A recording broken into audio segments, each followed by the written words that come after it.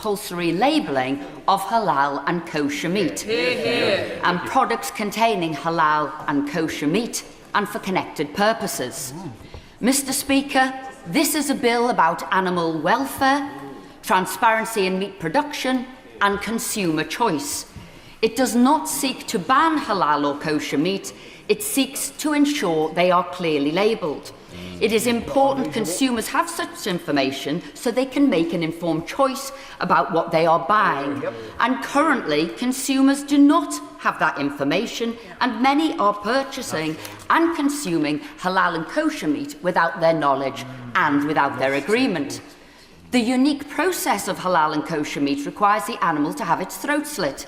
In the case of halal meat, the animal is often stunned before it's killed, although it might not be, and for the shahita killing, for kosher meat, there is no pre-stunning.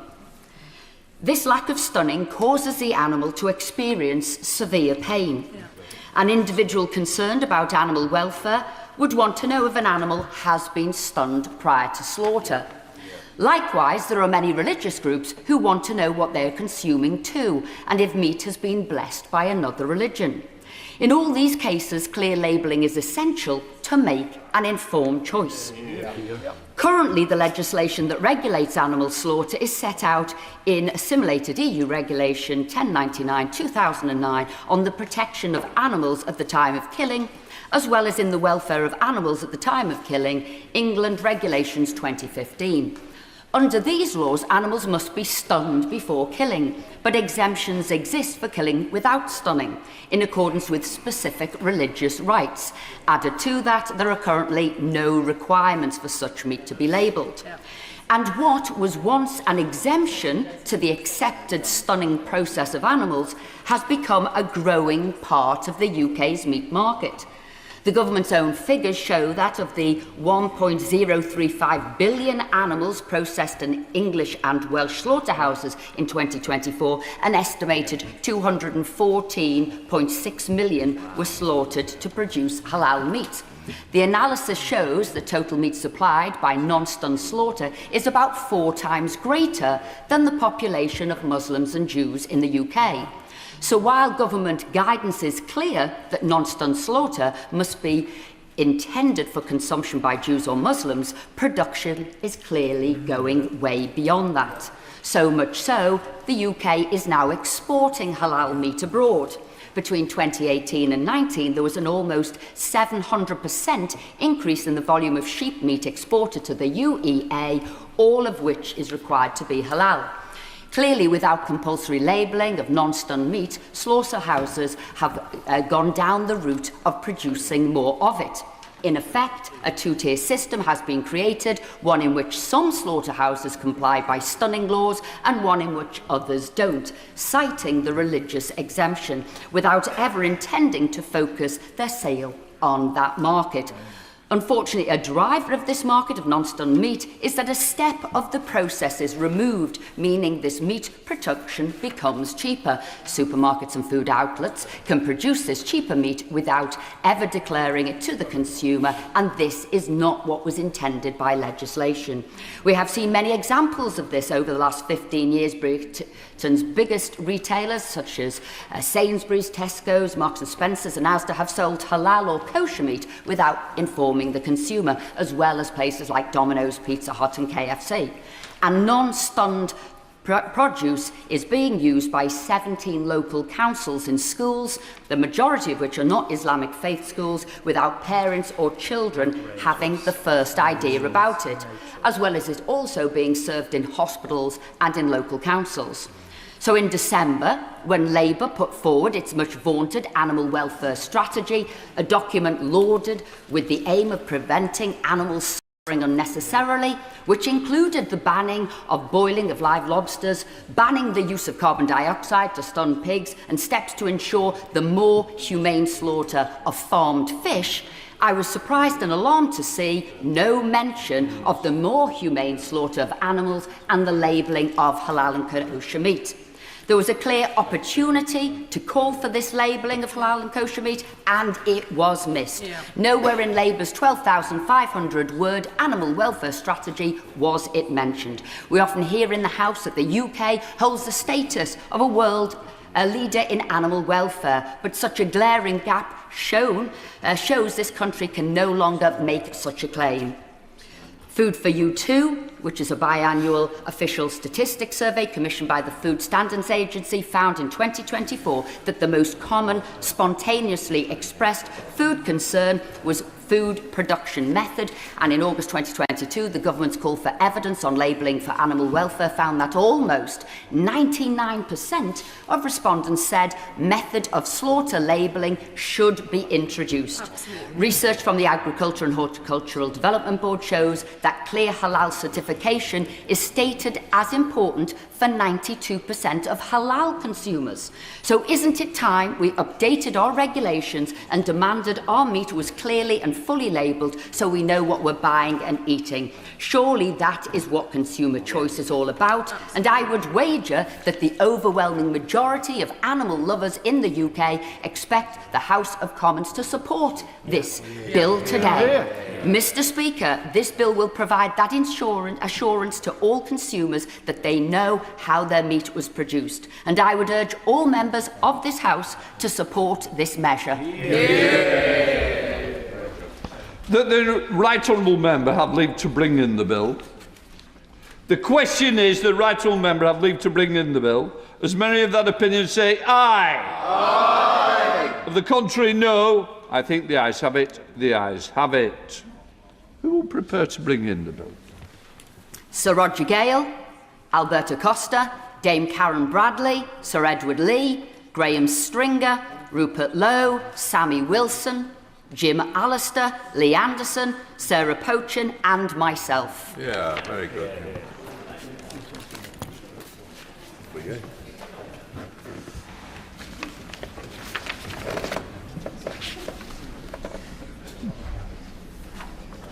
Esther McVeigh.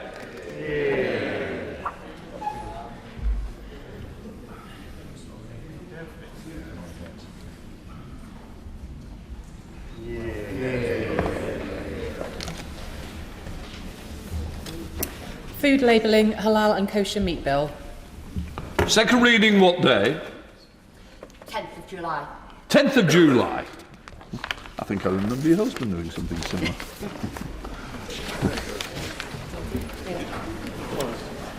Order. Before we begin the debate on Andrew Mountbatten Windsor,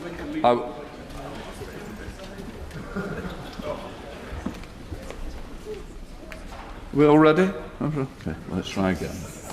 Order. Before we begin the debate on Andrew Mountbatten Windsor, I would like to make a brief statement. I understand that there is a huge interest from the public on this matter, and there has been significant coverage in the media. It is, and always has been, possible for the House to properly debate these matters within the framework of our existing rules, and there has been no change of convention in that respect.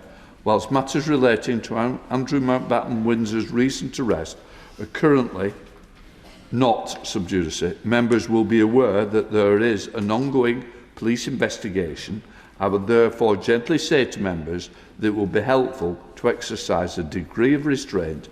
I know the House would not wish to do anything that risks prejudicing any possible prosecution. And of course, any comments on the King or the Heir Apparent would also not be in order. Right, we now come to the Opposition Day motion on Andrew Mountbatten Windsor. No, then I think it's changed to Sir Ed Davey, a different name than I've got here. Sir Ed Davey. Thank you, Mr. Speaker, and thank you for your statement ahead of this debate. The appalling crimes of Jeffrey Epstein and his associates have rightly stunned the whole world. The scale of Epstein's operation was shocking, selling human beings for sex, turning hundreds of young women and girls into victims and survivors. And it is those women who are at the front of our minds today as we finally seek transparency, truth and accountability. Mr. Speaker, Andrew Mountbatten Windsor shamed our country and the royal family. But for too long, members of Parliament were barred from even raising criticisms of him, let alone properly scrutinising his role as trade envoy. Because of the outdated tradition that mentions of any member of the royal family in this House must, in the words of the previous speaker, be, and I quote, very rare, very sparing, and very respectful. I encountered this firsthand back in 2011, when I was asked to respond to an adjournment debate on behalf of Lord Green, who was then the Minister for Trade and Investment. The adjournment was brought by the late Paul Flynn. But even he, an ardent and outspoken Republican, as I'm sure many of us remember, wasn't allowed to raise any actual concerns about Andrew himself. Paul called it a negative privilege, and that's what it was. He said his mouth was bandaged by archaic rules, and that had very real and damaging consequences. And I'm pleased to see the Minister in his place, because I know he was also constrained by those rules when he raised similar issues. And in that debate, Epstein's name wasn't even mentioned once. There was no chance to debate the substance. And standing in for the responsible minister, I set out the government's position as it had been for a decade, in support of the Prince's role as the trade envoy. Looking back, and knowing what we all know now, I'm horrified by it. I can't imagine what it must have been like for the survivors and their families to hear Andrew praised like that, as they heard so often all around the world. So I apologise to them, and I'm determined to change things. Mr. Speaker, I was struck by the words of Amanda Roberts, Virginia Giuffre's sister-in-law, after Andrew was arrested last week. She said this could be a stain on the royal family for the rest of our history, or, quote, it could be a moment where they and we decide that this is the time when cultural change happens. And as a staunch supporter of His Royal Highness the King and the royal family, I believe we must help to bring about that cultural change now. Would you give way? Happy to give way. I'm most grateful to the leader of the Liberal Democrats for giving way. He's making a powerful speech. I'm sure we'll agree that decades of deferential, frankly sycophantic treatment by Parliament and state authorities are being exposed as having enabled Andrew Mountbatten Windsor to behave as though he were untouchable. Yep. And I'm sure he will join me in calling on the government to introduce independent oversight of those members of the royal family who undertake official duties and require both transparency and scrutiny over anything from now on paid for by the state, because apparently they work for us. I'm grateful for that intervention. We must build a culture of transparency and accountability. I think that is essential. And I hope we as a House will look at ending the archaic negative privilege rules Paul Flynn spoke about. Remove the bandages from our mouths. And today, free of those bandages in relation to Andrew, our motion focuses on finally getting the truth out about his role as Special Representative for Trade and Investment. Give way? I'll give way again. Mr. Speaker, first of all, can I commend the right honourable member for bringing, and his party for bringing this forward. Commend him for the way that he interviewed on TV this morning. And certainly, he doesn't just speak for this House, he speaks for this nation. And we're all greatly shocked what has taken place, but does he agree as well? King Charles, Queen Camilla, Edward, Sophie, William, Kate are members of the royal family at this time who also need our support. And does he agree that perhaps maybe now is a time to tell them that we in this House love them, that this nation loves them, and that we understand the pain that they're suffering, and our support is with those members of the royal family who are above this and above this reproach. I'm grateful for the honourable gentleman's intervention. I think he probably speaks for the whole House, and indeed the intention of this debate is to bring this House together, and the changes that we think are necessary would indeed protect the royal family and strengthen the monarchy, which in some places is being criticised, and I think it's important, and that's why we need these reforms. But, Mr. Speaker, if I can go back to the motion, because it focuses at the start of this, at the appointment of the former Prince Andrew to this role back in 2001. we've seen the reporting that the King, then Prince of Wales, expressed his concerns about that appointment. More alarmingly, we have read that Peter Mandelson wrote to the then Prime Minister Tony Blair, as his former Trade Secretary, pushing for Andrew's appointment. One friend of Epstein lobbying for a job for another friend of Epstein, a job that might help Epstein enrich himself. So we clearly some of that appointment and the role Mandelson himself played in it. And only the papers demanded by this motion will allow us to do that. We need them published as soon as possible, without delay.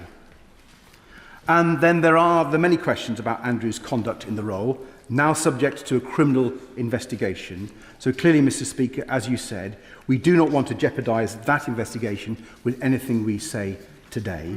We must let the police get on with their work, especially for Epstein's victims, survivors and their families. They deserve to see justice done at last. But I would just highlight one example of the way Jeffrey Epstein sought to use Andrew's role as trade envoy to enrich himself. Happy to give way. I thank my right honourable friend for giving way. My right honourable friend talks about Andrew Mountbatten Windsor's role as a trade envoy. When I was working overseas for the British Council, Mountbatten Windsor came to an exhibition that I was putting on about Dolly the sheep, which was a fine example of British scientific innovation. Mountbatten Windsor stood up in front of Japanese dignitaries and business people and said, "This is rubbish, this is Frankenstein's sheep." Would my right honourable friend agree with me that that's a very poor example of promoting British trade interests? Well, I'm grateful for my honourable friend's intervention. It shows that not only some of the scandals that we've heard about are things that we need to focus on, but if the trade envoy was actually speaking against British commercial interests, that raises even greater questions. And I hope not just this debate, but other debates in select committees and elsewhere will get to the bottom of that issue. But I was saying I would like to highlight one example of how Jeffrey Epstein sought to use Andrew's role as trade envoy to enrich himself. Channel 4 uncovered emails in the Epstein files in which Epstein was trying to meet the Libyan dictator Gaddafi in the dying months of the Gaddafi regime to help him find somewhere to put his money. I think something that the minister actually raised at the time. In other words, Epstein looked at the deadly crisis in Libya and saw a chance to make some money. And he thought his friend Andrew could help. And this is what it says in one of the emails. "I wondered if PA could make the intro." A few weeks later, Andrew wrote back, "Libya fixed." Though the Epstein-Gaddafi meeting doesn't appear to have happened, it does show clearly what these relationships were all about for Epstein, increasing his own wealth and power. The idea that the role of Special Trade Envoy for our United Kingdom may have been used to help him do that, to help a vile paedophile sex trafficker enrich himself, is truly sickening. And again, I want to pay tribute to the Minister who tried to raise this at the time, like his colleague, the late Paul Flynn. And it shows, again, why we need to change the rules of this House that govern the debate here and ministers. But Mr. I give way. I thank the Leader of the Opposition for giving way. I posed a question. Sorry, the leader of the Liberal Democrats. I stand corrected. The Leader of the... It's coming. I thank the Leader of the Liberal Democrats for giving way. I asked the question to the Chief Secretary yesterday in this House about the speed of bringing legislation forward. Victims, members of the House, members of the Lords, we all need this process to be done as swiftly as possible. I just wondered if you agree that whatever happens with Andrew or anybody else, that you also agree that the Chief Secretary's comments that we do need to bring this forward and that we need to keep pushing to get legislation swiftly, not in years to come. Well, I'm grateful for the Honourable Gentleman's intervention, both for his Freudian slip and indeed for his suggestion that we do need to speed up action in this area. But if I can begin to conclude, Mr. Speaker, in many ways this is the first truly global scandal, from the White House in Silicon Valley to Oslo and Paris. But it's also a deeply British scandal, reaching right to the top of the British establishment. Because can there be many people more symbolic of the rot that eats away at the British establishment than the former Duke of York and Special Trade Envoy, and the former Business Secretary, First Secretary of State, and Ambassador to the United States. Their association with Epstein and their actions on his behalf, while trusted with the privilege of public office, are a stain on our country. Today, we must begin to clean away that stain with the disinfectant of transparency.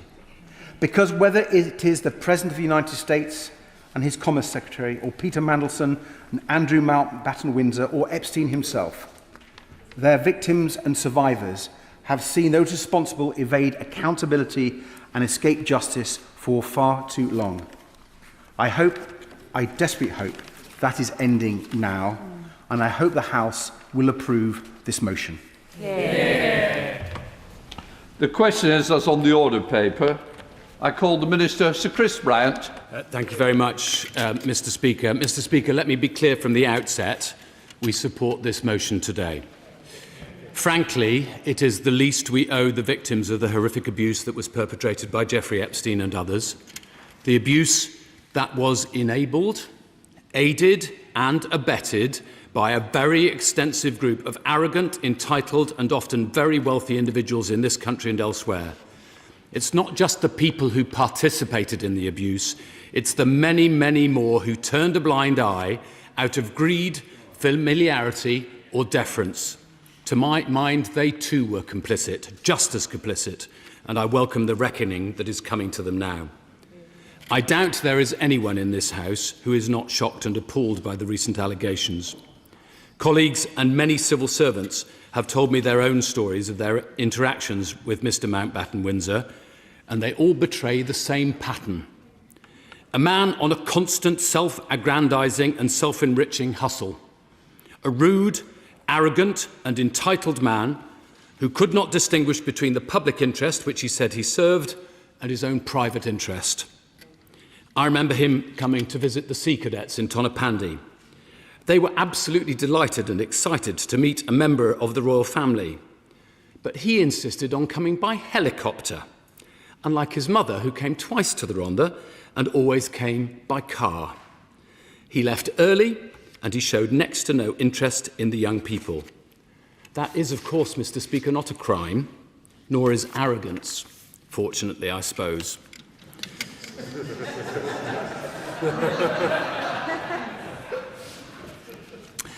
Of course, we knew much of this, much of what is now in the public domain, actually a very long time ago. And I say very gently, it is all very well for some of us to say, if only we had known then what we know now, but I'm afraid that with me that doesn't wash. We did actually have plenty of warning. I called on the then Prime Minister David Cameron to dispense with the services of the then Duke of York in this chamber on the 28th of February 2011 because of his close friendship with Saif Gaddafi, as has just been referred to, and the convicted Libyan gun smuggler Tariq Kaitouni.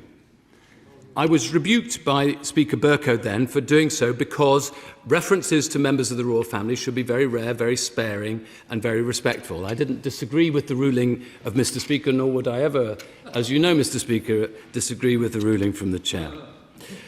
I heard that. Over the next few days...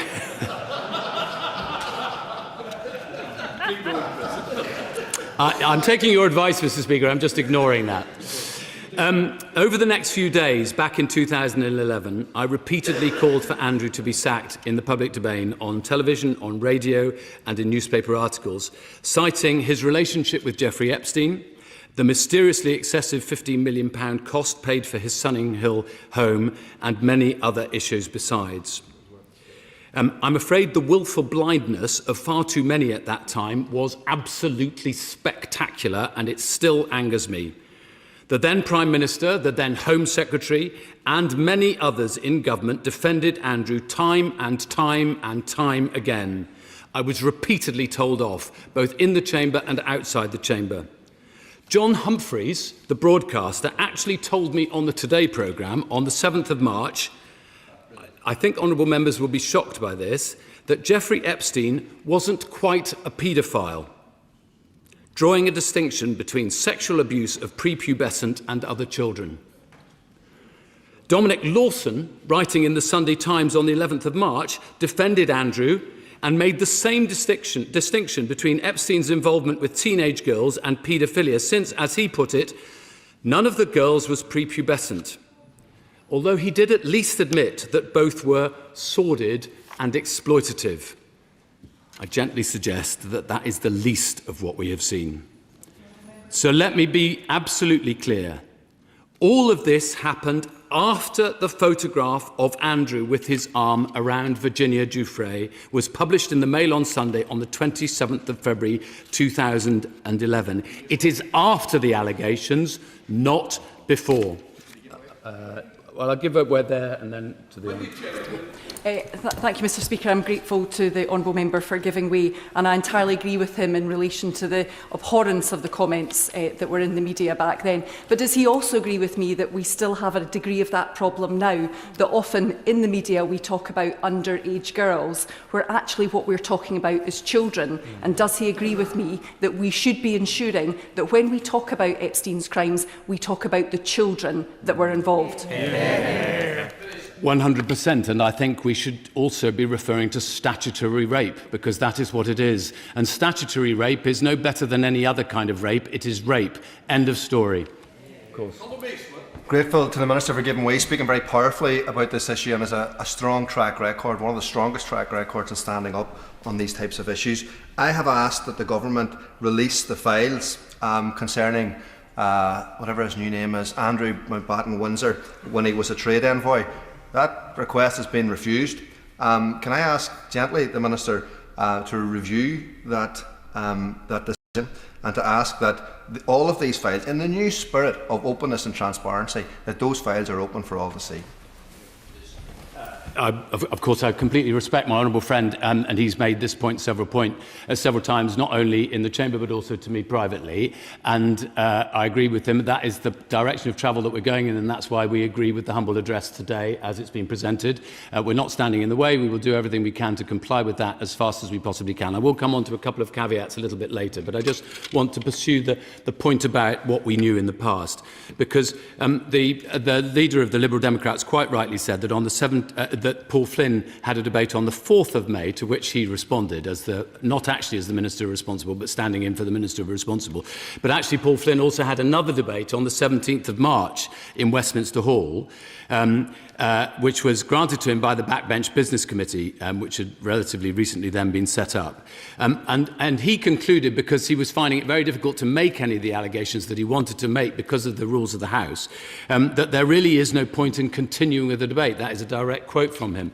And in fact, the then Deputy Leader of the House, David Heath, who was another Liberal Democrat member of the government at the time, made the point that, as I think, Mr Speaker, has been made both by Mr Burko and by yourself, that if there is a substantive motion, of course we can make these comments in relation to certain members, but it has to be a substantive motion, and you have to find a means of being able to table that motion, as indeed we have a substantive motion today.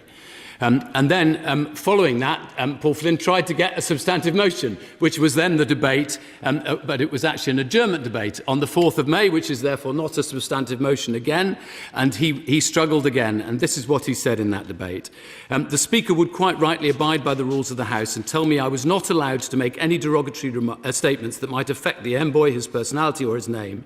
It is an illustration of how demeaned we are as politicians and members of Parliament that I am allowed to make any points about the damage that is done only in an oblique way, by discussing the effects of the holder of the office, his role, and the comments that are being made.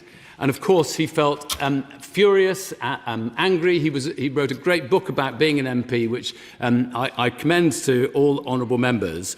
And the Right Honourable Member, as he knows, he responded to that debate as follows. I, for one, believe that the Duke of York does an excellent job as the UK's Special Representative for International Trade and Investment. He promotes UK business interests around the world and helps to attract inward investment. He went on at some length and then added at the end, he has made a valuable contribution in developing significant opportunities for British business through the role and continues to do so. I just say gently to him, I think if he'd followed the debates in the public domain at the time, he would have known better than to have made those comments. I won't go any further, but well, I'm happy to give way if he wants. Well, the Minister knows that I apologise for that comment. Taking the brief from someone else, I really wish I hadn't said those words, because I'm thinking about the victims. And I praised him for the role he took.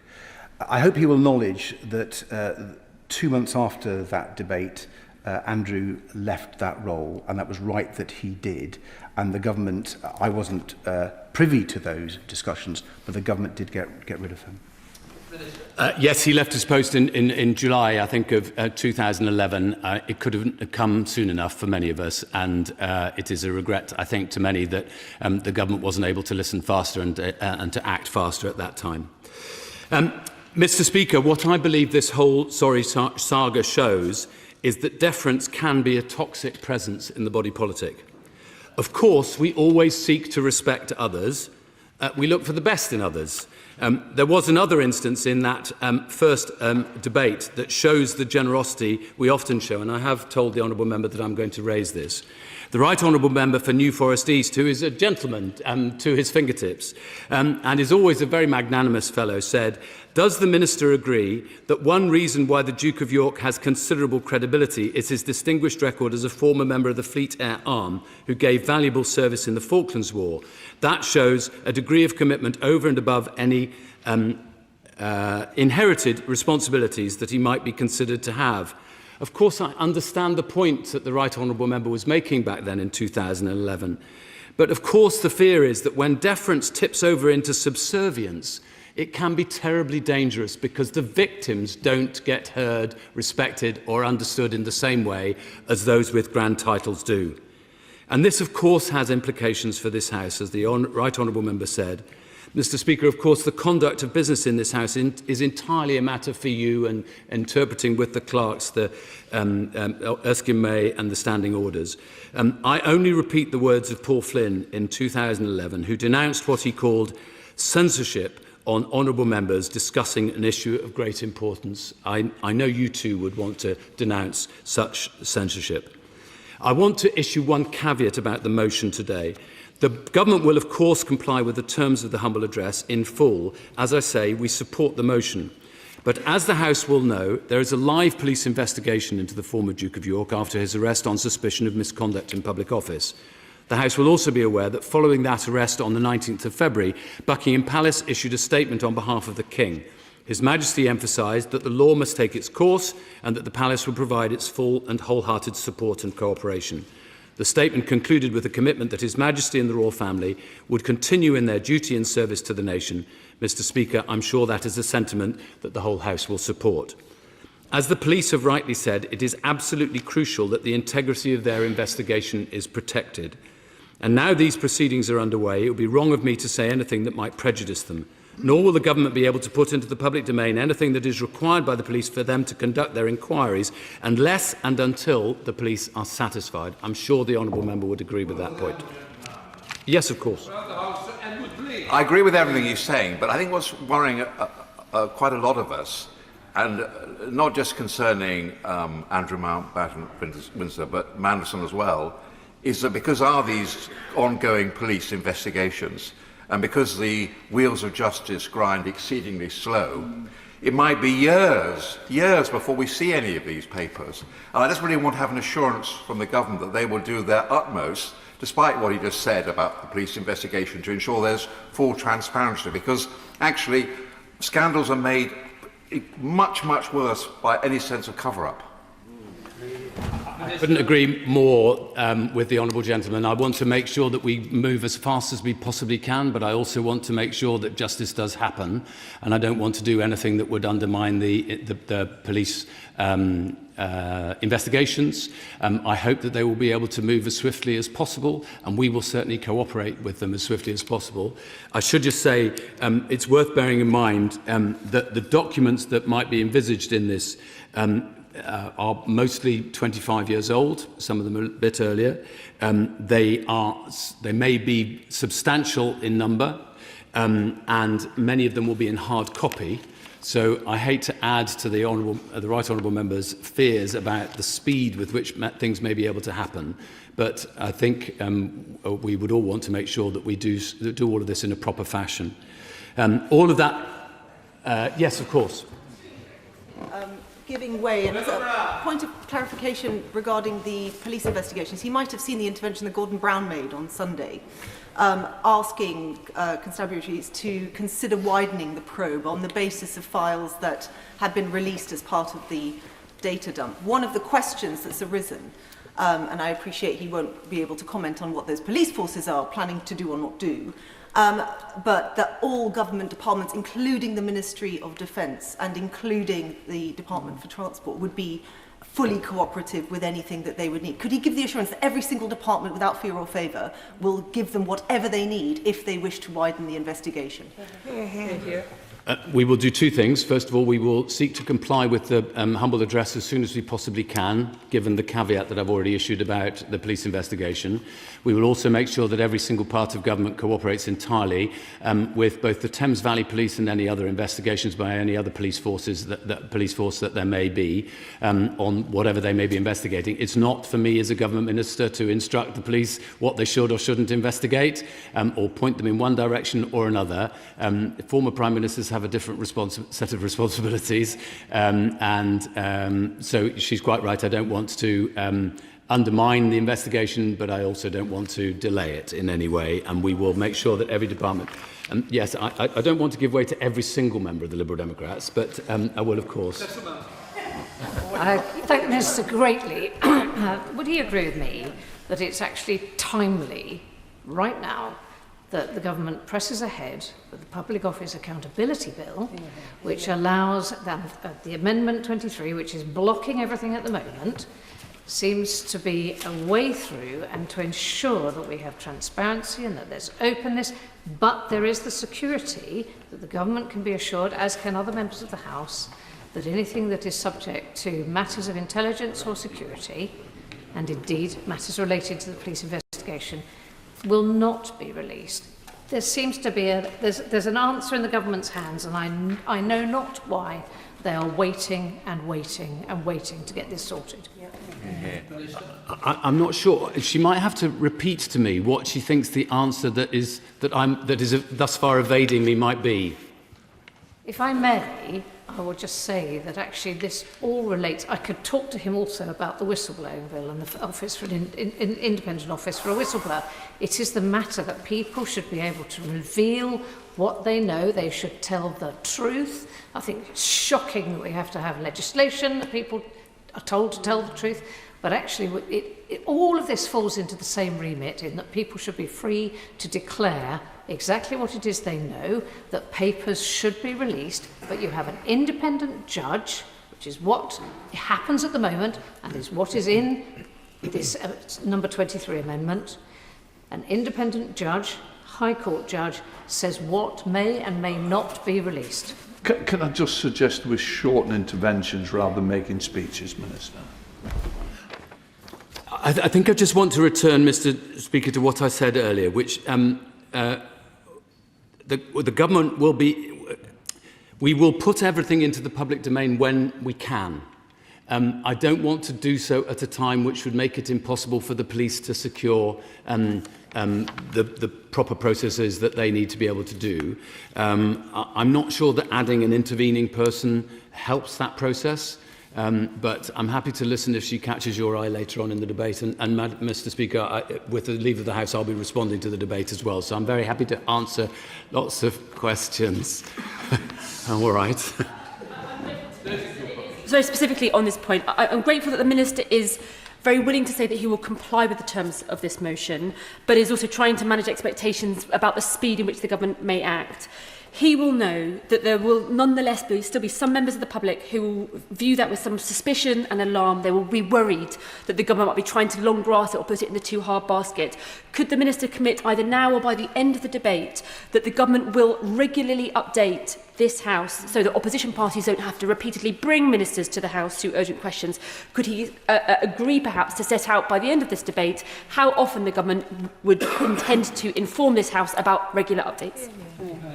I'm very happy to commit now to updating the House as often as I possibly can in a way that is informative to the House. But she's quite right that I am slightly trying to manage people's expectations about timeliness, partly because of the quantity of material and because there is a live police investigation, and I just don't want to jeopardise that. If there are things that, I will in a moment, if there are things that are embarrassing to the government, that's who cares? I want to make sure that we end up getting the proper justice that is necessary for the victims, and that means that we have to have a proper police procedure. If there are charges brought, then that has to go through a judicial process as well, and I don't want to undermine that. But of course, I'm very happy both in a private way and publicly to update the House when I have anything possible to say. Now, I am trying to get to the end of my speech, and people normally like it when I get to the end of my speech. So I see I've united the House, Mr. Speaker. But I will give way to the honourable gentleman. I understand the concern about not treading upon the police investigation, but surely the police investigation is about the conduct of Andrew Mountbatten Windsor in the role, whereas this humble address is about the appointment and the process of appointment. Is there not a distinction there, which means that this humble address of itself should not unduly impede any police investigation or be hindered by it? Well, if he doesn't mind, I'm quite happy to explain to him out of the chamber precisely why I disagree with him, because I don't. Again, if I were to explain more fully in the chamber, I think that might not be very helpful to either the police or the criminal process. But I'm very happy to explain to him outside the chamber, and I think he might come back in and agree with me. I think he might. Just sometimes he agrees with me. He agrees. Not very often, but anyway. Small mercies and all, eh? Mr. Speaker, I also want to make it absolutely clear to the House that the former Duke of York's role as a special trade representative was very different to the one performed by the government's current trade envoys. This has often been confused, I think, in the public discussion at the moment. Trade envoys today are appointed by ministers with a formalised set of rules of conduct. They are unpaid. They work with my department on attracting and retaining inward investment while supporting UK firms to take full advantage of new trade opportunities. They are all members of either this House or another House. And I have recently emphasised to all of those trade envoys the importance of maximising the programme's impact on ensuring that it aligns completely with the goals of our trade and industrial strategies. They are under the same obligations as ministers in adhering to departmental restrictions, guidelines and confidentiality clauses, the same ones outlined in the ministerial code. In sum, trade envoys play an important role in boosting economic growth, delivering our industrial and trade strategies and helping British business to export.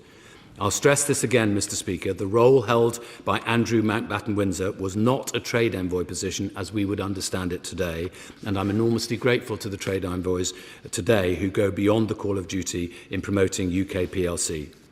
Andrew Mountbatten Windsor's role was a separate one entitled UK Special Representative for International Trade and Investment. Mr. Speaker, there is unanimous agreement across this House that those who may be guilty of misconduct in public office should face the full force of the law. That applies to everyone, regardless of who they are or how they were appointed. This was a point made by my right honourable friend prior to the news of Andrew Mountbatten Windsor's arrest. One of the core principles of our constitutional system is the rule of law. That means that everyone is equal under the law and nobody is above the law. I share the anger, the disgust expressed by many at the alleged behaviour of Andrew Mountbatten Windsor. What we are seeing now is a full, fair and proper process by which this issue is investigated by the police. And in that investigation, they will, of course, have the government's unwavering cooperation and support. Sometimes it feels to many members of our country that there is one rule for the rich and famous and another rule for the rest of us. But actually, there is only one rule, the rule of law. To Shadow Secretary of State Alex Burkhardt. Thank you very much, Mr. Speaker. And I'd like to congratulate the right honourable gentleman for securing this debate. I should say at the outset, the Conservatives support this motion. And the truth is that the people who helped Jeffrey Epstein, who helped him by by supplying him with contacts and information were the people who enabled him to become powerful. And those people effectively enabled him to build his net of influence, his net of abuse. And that network of power, in turn, enabled him to abuse more and more people.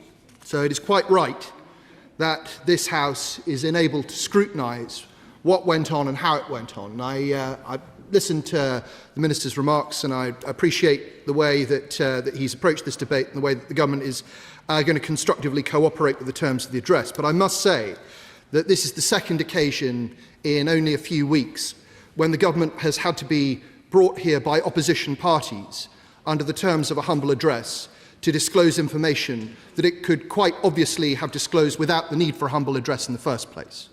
And so whilst I accept the humility with which he's taken the debate, actually the government as a whole could have been much more proactive on this issue right from the start. And I also appreciate the humble way in which he came to the House and reminded us that he had been right all along. Very humble. The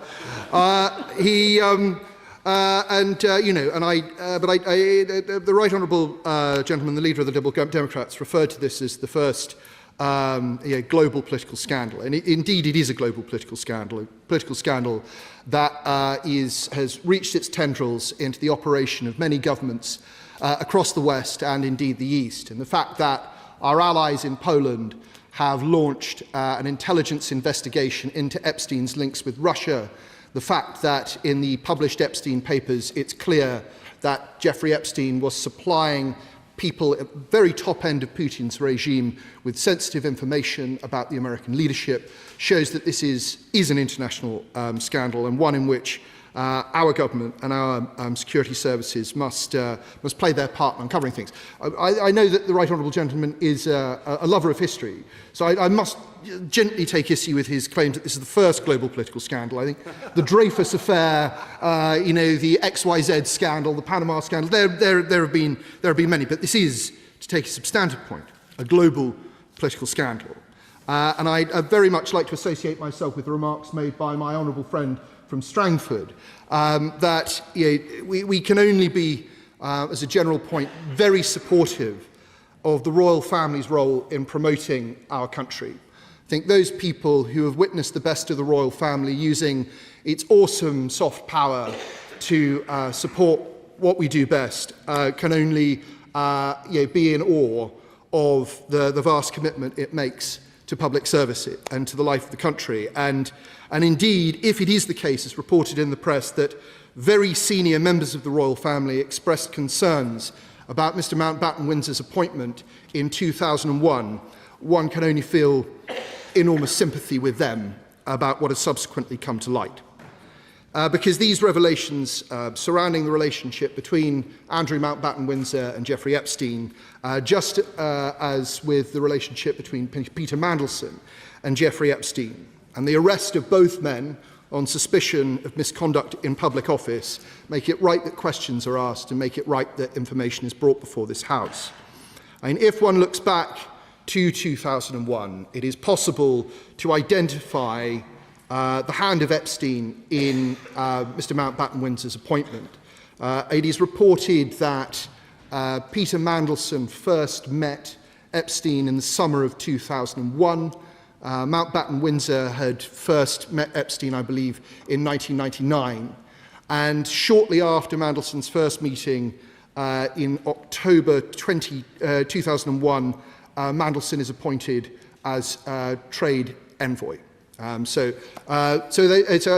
minister shakes his head. I'll go through the chronology again for him because it's there's no harm. Mandelson met Epstein. Hansard will reply. It may be that the numbers were juggled up in the minister's head. That in the summer of 2001, Mandelson met Epstein for the first time, and in October 2001, Mountbatten Windsor was appointed as trade envoy. And so it's possible that Mandelson influenced. Now, what I also said is that in 1999, Mountbatten Windsor met Epstein for the first time, so he was already an associate of Epstein. So I'm glad to have that sorted out. I can go through it again, but I'm sure the Minister can read about it tomorrow. I'm happy to give way to the Honourable Lady. Very grateful to the Shadow Minister for giving way. I think by sketching out that timeline, I think that brings to light the reason why in our humble address we are calling for information in relation to the actual creation of the appointment, which the Minister rightly pointed out was a unique role that was created for Andrew Mountbatten at Windsor. Does he therefore agree with me that we are right to not only call out that creation of the role, but also to ascertain whether Mandelson had any role within it? No, very much so. And as I say, what would have been better is if the government had been proactive on this and had not had to be brought to the House by opposition parties in order to release this information. And I'm very glad that the Liberal Democrats have learnt the lesson of the Conservatives' humble address a few weeks ago, that it's always good that once the Conservatives have, designed a bandwagon, got it up and running, showed that it can move at high speed, the Liberal Democrats scramble up and get on board. But, better late than never. And so, is there anybody trying? No, fine. So as we see, if we go through the sequencing very carefully, it's possible that there was influence from Epstein, who we must acknowledge was not had not been arrested or convicted in 2001, but about whom there were rumours and reports, and who in any case was a highly influential foreign businessman. And if it was under his influence that Mr Mountbatten Windsor was appointed as trade envoy, then it would be useful to see what the Prime Minister knew when that appointment was made. I will give way to the Honourable Lady.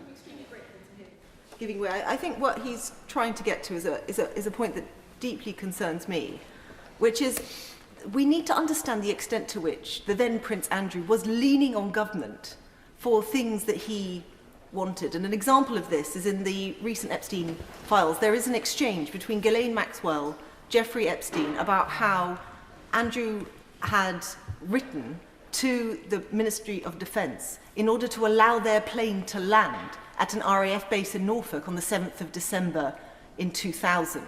So his influence on government predated his appointment. And what we want to understand is to what extent was he already trying to influence government as a prince, and what did that lead to in his role as a trade envoy? Would he agree that that is incredibly important to get to the bottom of? Yes, and I'm afraid I don't know what year 2000.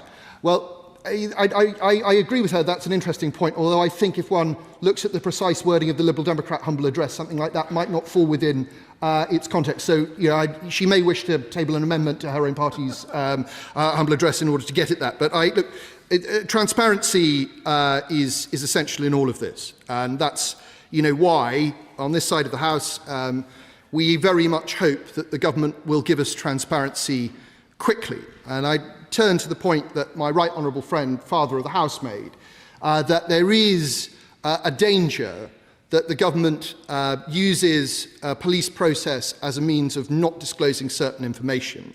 And I say that not because of what the Minister has said today, so much as what was said yesterday by the Right Honourable gentleman who is Chief Secretary to the Prime Minister, when in context of our own humble address, he said, "I can confirm that those documents will be made available, subject, I am afraid, to the exclusion of one particular item, in which number 10 asked Peter Mandelson a number of questions.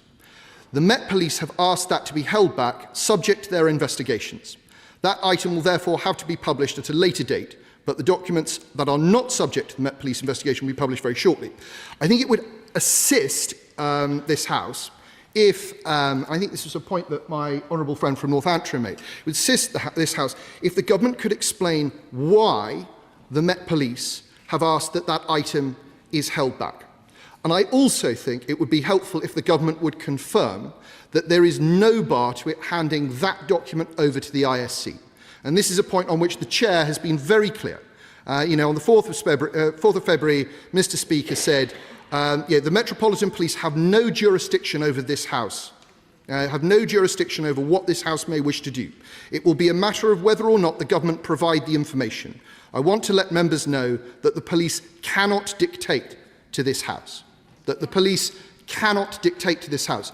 And there is a means that was specifically debated during the original humble address, which enabled members of this House, i.e. the ISC, to be given this information regardless of a police investigation. Happy to give way to the Honourable Lady. I thank the Honourable Member for giving way in what is a very important point that he is making, and something which concerns me deeply in this is that my constituents, members of the public, are increasingly concerned that what they see is the tendrils that the Honourable Gentleman referred to reaching into government through this debate, and that in the handling of these papers and the release of information, we must at all times be aware of the impact on the reputation, not just on Andrew Mountbatten Windsor or Lord Mandelson, but on us in this place, previous governments and subsequent governments in Parliament. Would the Honourable Member agree? Very much so. And I know that I know that honourable members, or certain honourable members on all sides, will be aware of just how bad it will look if the government does not provide information swiftly as possible. I'll give an example where that is not happening, given that the original humble address was nearly 2 weeks ago.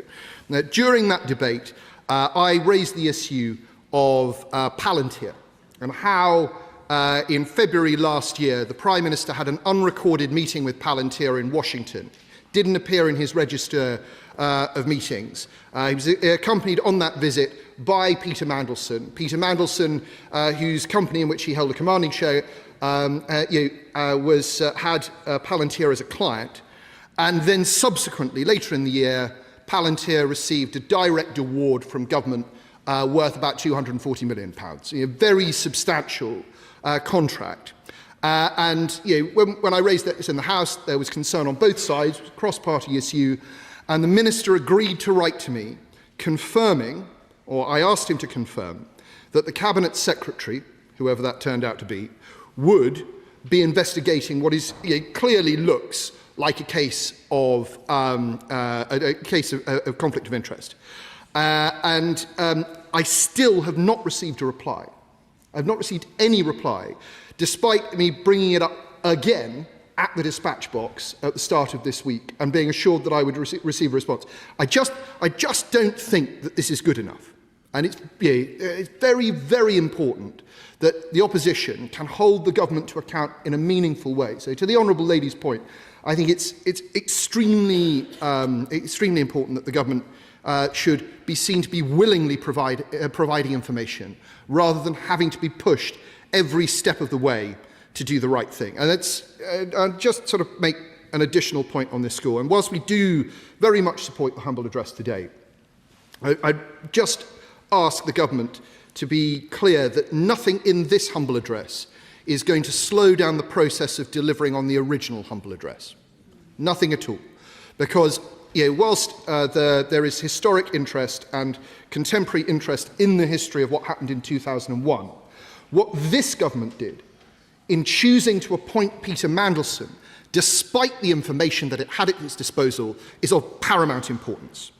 This government must come clean, and come clean quickly, because, as Buckingham Palace said the other day, no one is above the law. Rachel Maskell. Thank you, Madam Deputy Speaker. Unaccountable power must not hide. Privilege must not be protected. Money must be accounted for, and elite networks of men operating here and overseas must meet their reckoning for dehumanising, subjugating, exploiting and sexually assaulting women who must have justice. The web of abuse surrounding Mr. Epstein and his associates must be brought to book. And Mr. Mountbatten Windsor, as a known associate, must also be held to account in his role as a special trade envoy and for his associations too.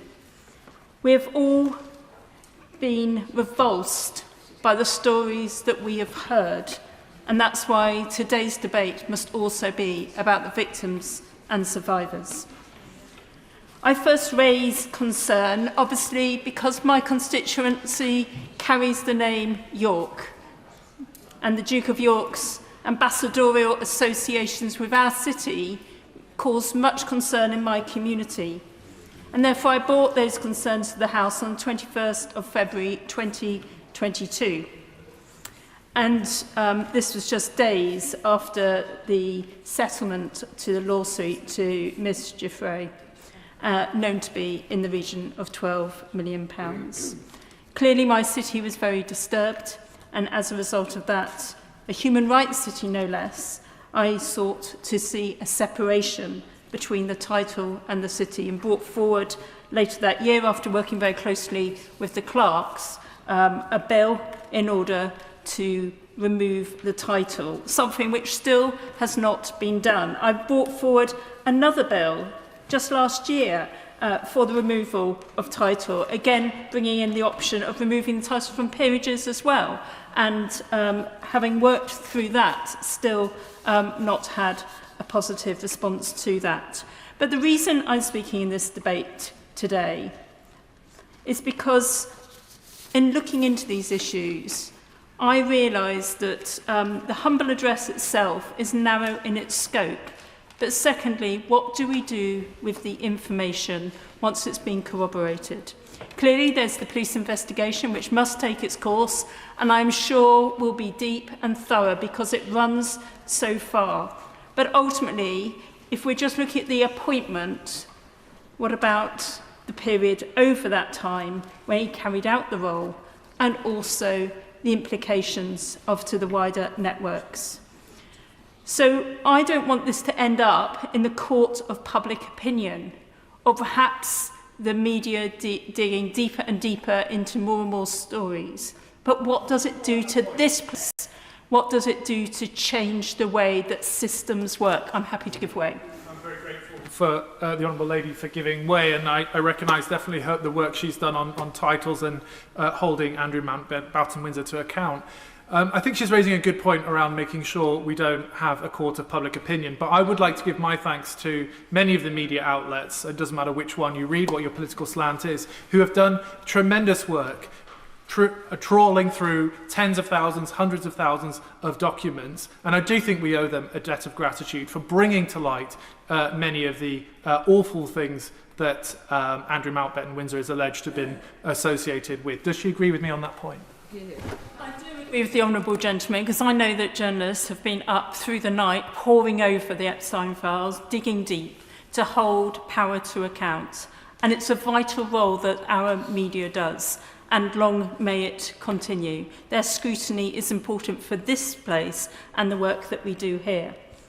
But in saying that, we need a process of learning from this. And I do believe there should be a judge-led inquiry to ensure that the multiple strands of this global network of power are brought into account, so we can learn and we can hold to account in this place any future concerns that we may have around how these associations are formed, the depth in which they infiltrate places like this, or indeed the government, and indeed international networks, which as we have learnt over the last few weeks, where sensitive information has been shared, financial information has been shared, issues which impact on our constituents as markets, trade, and that has an impact on the very people we're here to represent.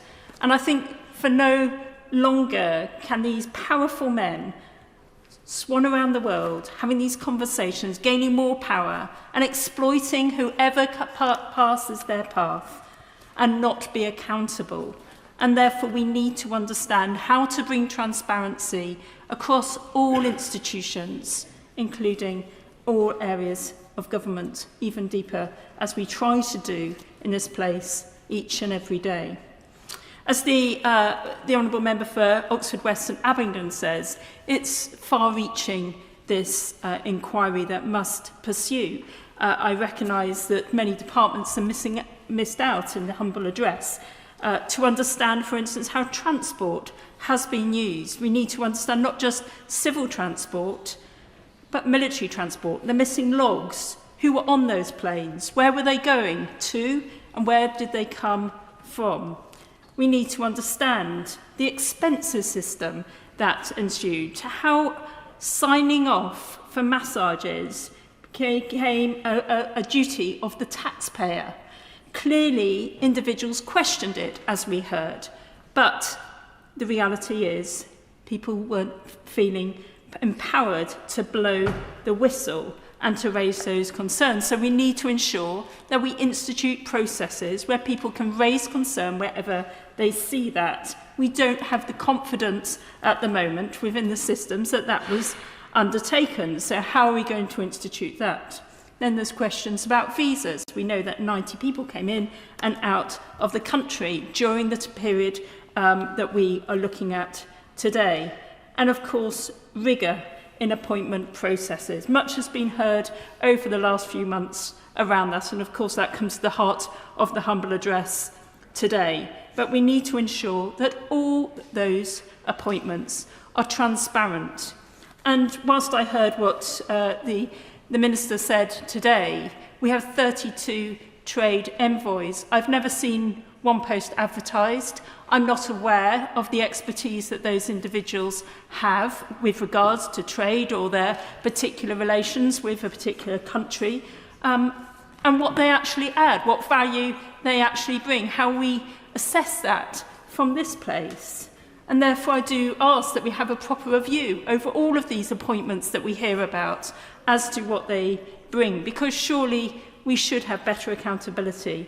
And finally, I just want to raise the intelligence services as well. I cannot believe that our intelligence services were not aware of some of the movements that Mr. Mountbatten Windsor had. How do we bring that to account too, to ensure that that information is also in the public domain? And where are the minutes of all of those meetings? What do they say? And how do we find out? So there are so many questions in response to the humble address being put today, but I do think we have to think about what we want to do from this point on as well, not just holding that information, not just examining that information, not just commenting in the tea rooms and the corridors. What we want to do is to ensure that that power is held to account, and that those with privilege know that they are answerable for the responsibilities that they hold.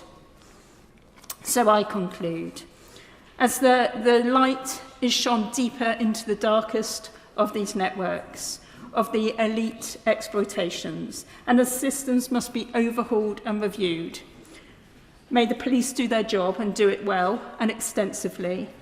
And in this place, may we focus always on the women who were exploited, gaslit and traumatised and left broken, as we seek justice, but also seek to hold that power to account.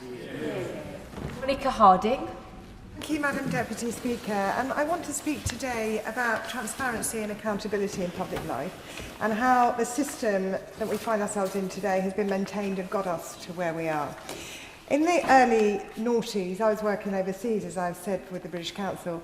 Andrew Mountbatten Windsor visited us as part of his role as a UK trade envoy. Before his arrival, senior staff in both the embassy and the British Council were rolling their eyes. His reputation preceded him.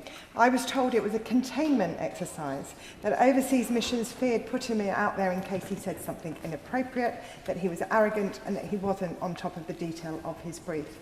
Rather than looking forward to his visits as an opportunity to promote Britain, instead it was thought that he would do damage. Moreover, there were rumours about him, that he refused to stay in the ambassador's residence, would only stay in the Four Seasons or similar top-end hotels, and that he took with him an ironing board overseas when he went. That was a euphemism for a massage table. That was all well known amongst many officials. It even inspired a BBC TV programme, The Ambassadors, in 2013, a couple of years after Andrew was forced to relinquish his role as trade envoy.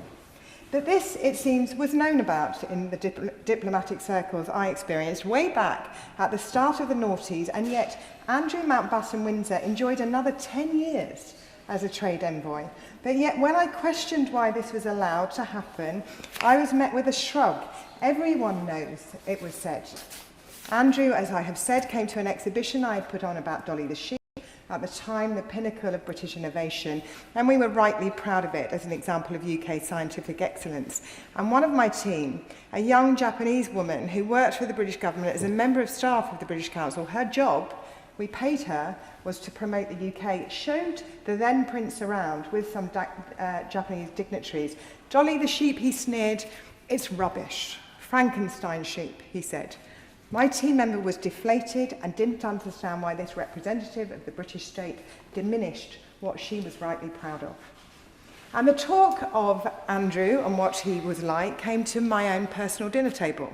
My late father-in-law, Air Vice Marshal in the RAF, was at a dinner overseas with Mountbatten Windsor on an overseas trip in the 1990s. Windsor said in front of many foreign military and diplomatic seniors, no need for a Royal Air Force. My father-in-law said nothing, and that was a problem. You couldn't because of Windsor's privileged position, but he raised it with the Chief of Air Staff and was told it would be raised with the Palace. What happened next? Who knows? Did diplomats raise the concern to their seniors and to the very top from early on? Did the Palace do its own internal investigation? If they did, was it shared with the Department for Business and Trade? Where did these concerns all go? And in doing so, did they, the system, unwittingly or wittingly, support protection or cover-up? Because of the way things were done or deference? That, Madam Deputy Speaker, is the point of this debate. Some officials knew, or the system seemed to know, but the system seemingly failed to do anything about it for 10 years because of privilege and because of deference. Will she give way? I will give way. Thank you for giving way. I mean, just on this point around which departments had which papers, does she not also think, and I note in the humble address today, it says departments including but not limited to. Surely the royal household, papers in the royal household that relate to this matter should also come under the scope of this humble address. Does she agree? My honourable friend, I do agree. I think here there is a systematic failure and joined-upness that we need to unravel. And I will come back to that in the course of this speech. When there was scrutiny after 2011, there was still a failure of oversight. What does this say about our society, how we protect privilege and what we are prepared to accept on behalf of the British state and our representatives? Can rules be broken by some people and not others? Do propriety and ethics belong to all those who represent the British state? Madam Deputy Speaker, we have a parliamentary monarchy. That means that if the Palace does not open itself to scrutiny and carry out its own inquiry, then Parliament must. And Madam Deputy Speaker, I have some questions. On what basis was Andrew Mountbatten Windsor given the role as Trade Envoy? Who put him forward and was there resistance to it?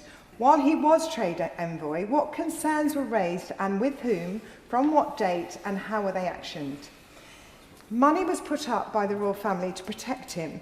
Does Parliament have a right to understand why that money was put up and that public funds were not used in the civil settlement with Virginia Giuffre? Can we, as Parliament, find this out, that not one penny of public money was used in this settlement?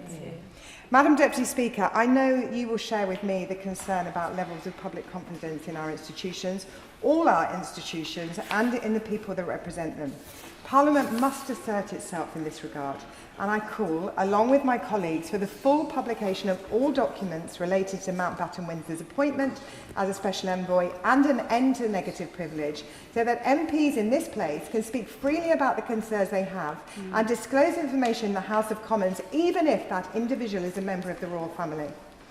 I will end, as I must, with thoughts of the victims of the Epstein scandal, which has triggered so much of this debate, and all of those who are victims of power and privilege and deference.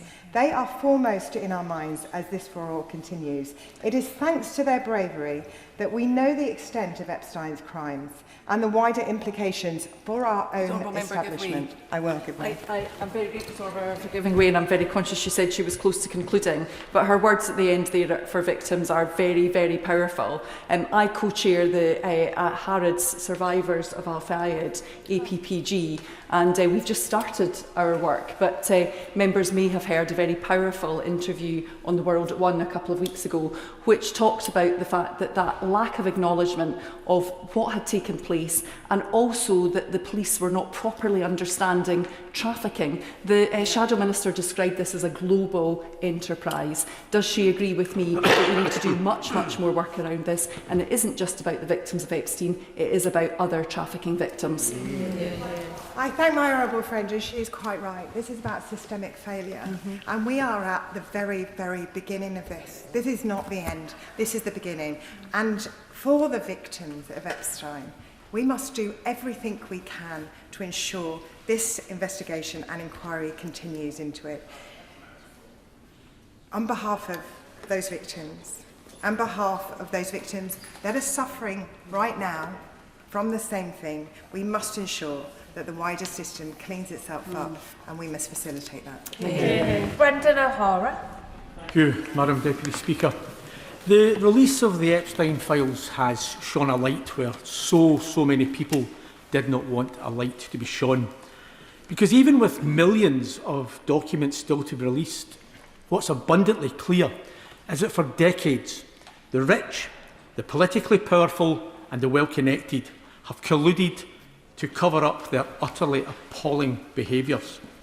And that light which is now being shone doesn't just illuminate those who are personally responsible for their behaviour.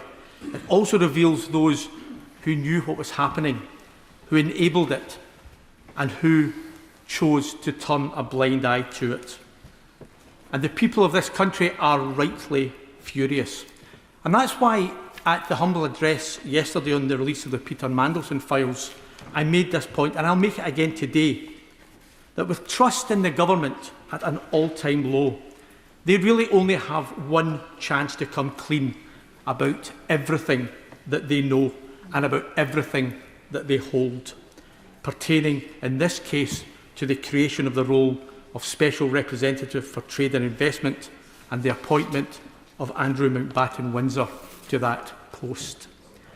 Of course, unlike the Mandelson files which this House demanded be released, the appointment of Andrew Mountbatten Windsor didn't happen on the current government's watch.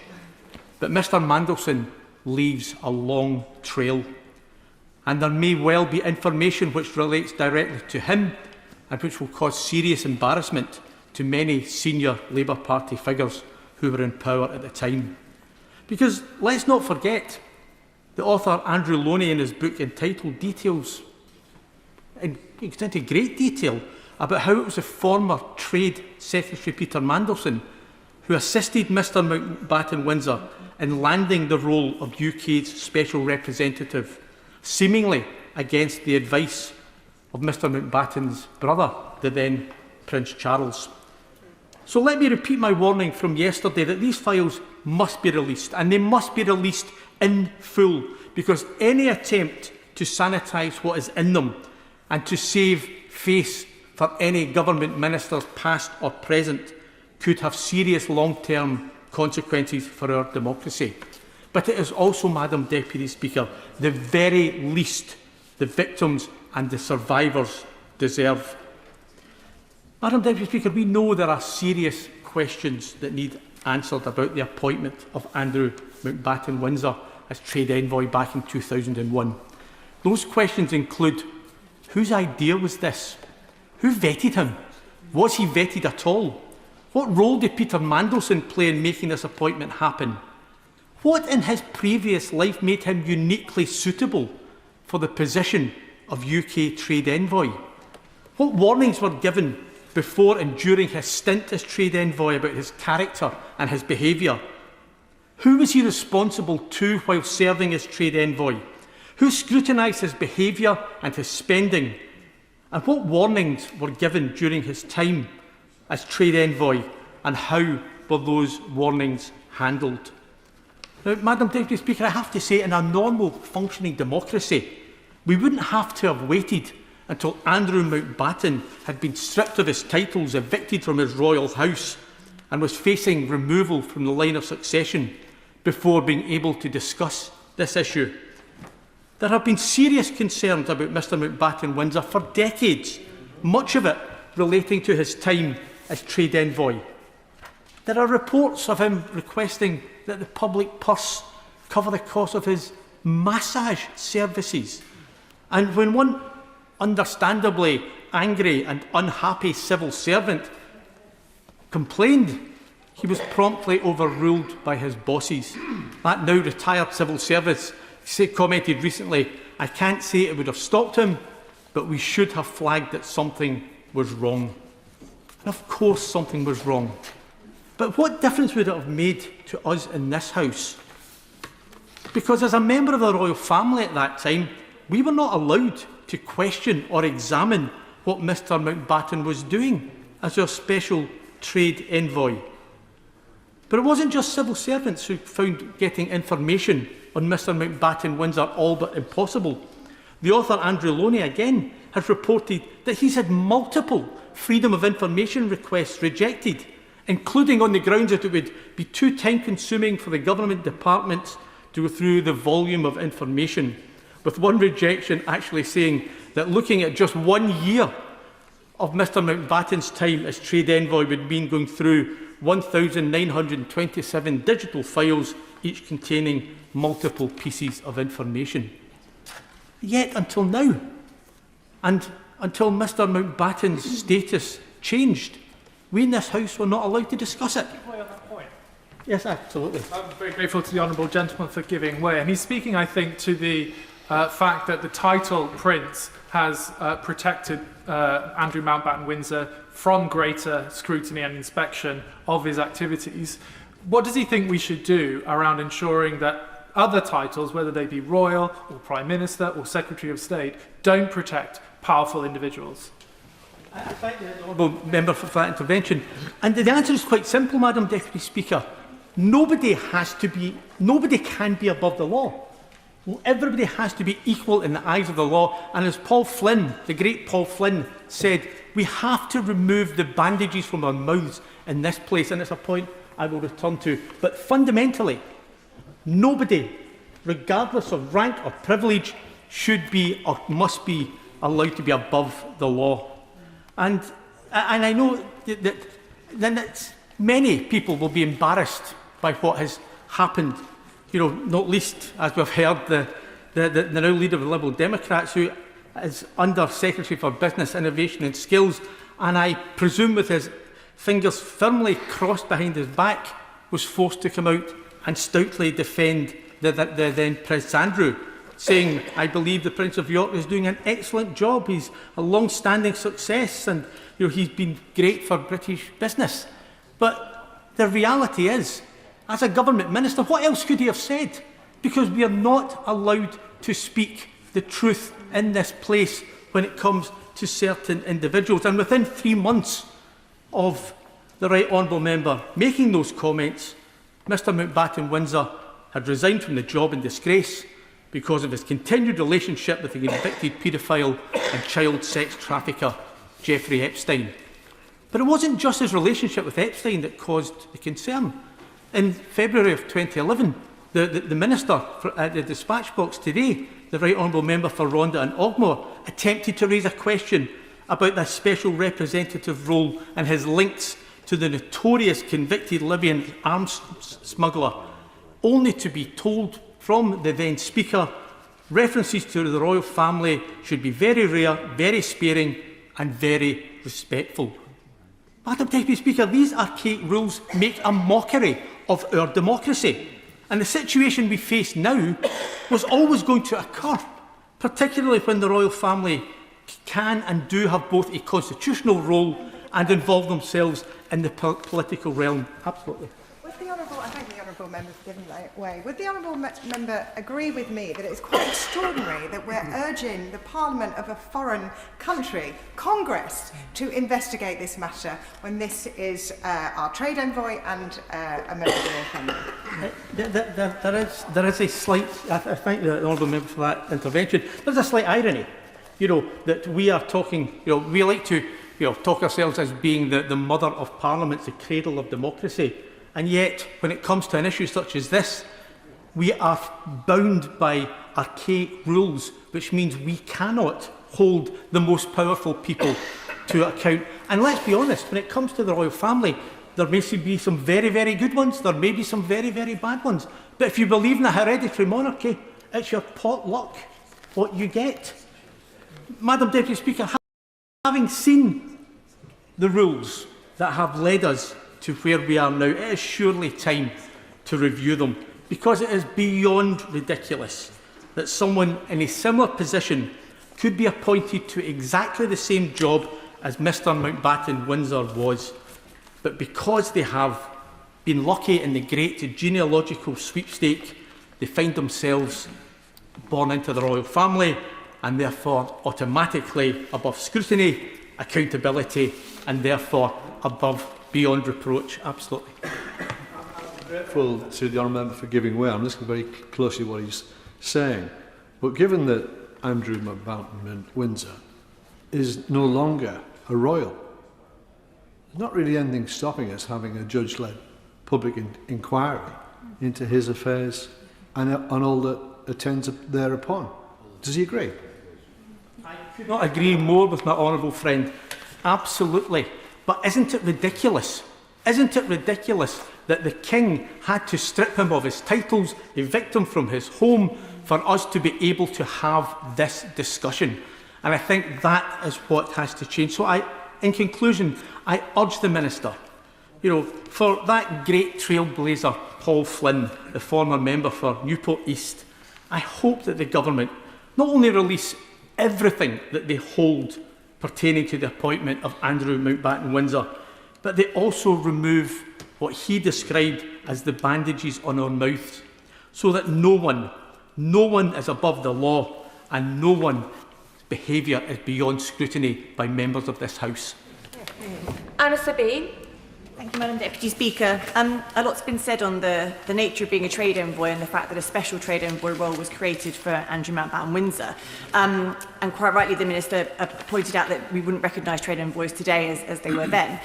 He also mentioned the excellent parliamentarian David Heath, who represented Somerton and Frome, which covers part of my constituency. David was a trade envoy when he served in government.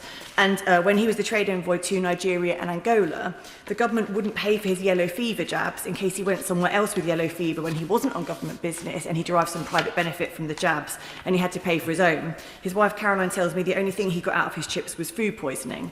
And so I think that while it would be nice to think there wasn't one rule for some and one for the other, there clearly was, and it's really important that we understand the nature of the brief that Prince Andrew Mountbatten Windsor was given when he became trade envoy, because the others certainly weren't getting massages on the taxpayer. But while this debate concerns Mountbatten Windsor, it's not about one man. It's really about the structural sexism that is embedded in our institutions. Violence against women and girls doesn't persist in this country for a lack of speeches in this chamber. It persists because structurally it's still not treated as foundational to our policy making. There are many members across this House utterly committed to tackling violence against women and girls. Many have dedicated their political lives to this cause, often in the face of horrific abuse.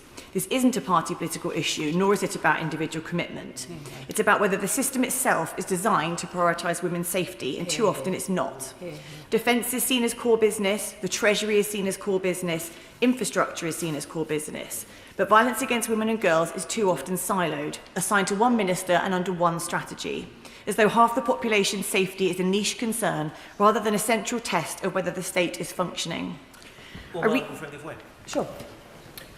I thank my honourable friend for giving way. Does she not agree with me that a powerful illustration of the point she's making is that women and equality's ministerial questions in this place gets just 30 minutes each week, and a very compressed one just before Prime Minister's questions each time? I absolutely agree with my honourable friend, and I'm actually just coming on to give another example of the way in which this sexism is embedded. I recently wrote to both the Minister of Housing and the Minister of Safeguarding and Violence Against Women and Girls to ask why the recent draft National Planning Policy Framework made no mention of women and girls' safety, bearing in mind that this document sets out how we design and build the spaces and places we live in. The response from the MHCOG was jaw-dropping. They said, and I quote, "The NPPF is a planning document. It sets out guidelines for house building and planning in England. The Vorg strategy is about protecting women and girls from violence and misogyny. It's unclear as to why anyone would expect the two things to be combined. If it's unclear to the department responsible for planning why violence in women and girls should be considered in their work, then we have a structural problem." And this is where structural sexism becomes inseparable from power, because who makes the decisions matter. In this country, a remarkably small circle of people, disproportionately male, disproportionately drawn from the same networks, still make the most consequential choices. Would my member give way? Sure. I thank my honourable member friend for giving way when she's making an extremely important point. And on the issue of structural violence against women and girls, would my honourable friend agree with me that it is women and young girls who are the most vulnerable in the face of climate change and those disasters, natural disasters as a result, and exposed to violence, rape, against young women and girls when they are displaced from their homes as a result? Now, as trade envoy, Andrew Mountbatten Windsor toured Gulf boardrooms, met alongside Shell executives, energy conglomerates, and that was, ermine royal access diplomacy. So just as in his personal life, he showed no conscience towards those women and young girls of victims and survivors of a convicted paedophile Epstein, in his role as trade envoy, nor did he think about those who were exposed to structural violence of women and young girls also. Yeah, I totally agree. I couldn't have said it better. The people in these circles appoint one another, they defend one another, and they rehabilitate one another. And sometimes they do so in ways that many women looking on in that situation would not. And when the same small group repeatedly decides what's reputationally survivable, what's politically convenient, and what's worth overlooking, women's confidence in our institutions erodes, which is how this circles back to Andrew Mountbatten Windsor. Because the issue isn't only his personal conduct. It's about cultures of deference, it's about protective networks, and it's about systems where rehabilitation for powerful men can move faster than justice or safety for women, which is precisely why transparency matters. When decisions are taken within small, powerful circles, sunlight is not a luxury, it's a safeguard. If Andrew Mountbatten Windsor was appointed and maintained as a special trade envoy, then the public is entitled to understand how that decision was reached, what advice was given, what risks were assessed, and who signed it off. We cannot say we are serious about accountability while withholding the very documents that would allow this House and the public to scrutinise how power was exercised. Releasing all correspondence, risk assessments and internal advice relating to his role as trade envoy is not about political point scoring. It's about restoring trust, because transparency is the antidote to institutional deference, and without it, structural sexism continues to operate behind closed doors. Helen Maguire. No. So it's... Are you sure?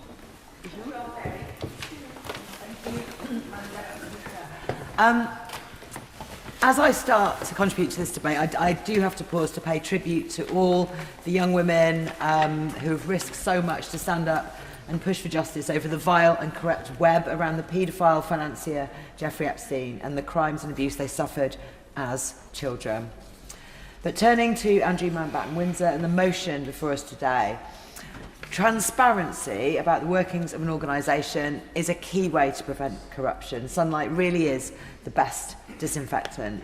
And appreciating that there is an ongoing police investigation that mustn't be jeopardised, Green MPs support the motion in the name of the Liberal Democrats, whilst noting the Honourable Member for Kingston and Surbiton's apology for defending Andrew Mountbatten Windsor as doing an excellent job whilst in office in 2011 and the reasons he gave for that. This is when Paul Flynn, the formidable late former MP for Newport West, held this debate in the House in 2011 that other members have referred to.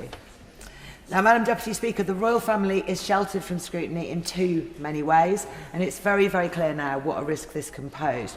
We have heard many examples of MPs facing restrictions and limits on what we can ask about royal activity, but it is reasonable and right that we should scrutinise any work they do on the country's behalf in the fullest way possible, and we look at how these restrictions can be removed and others.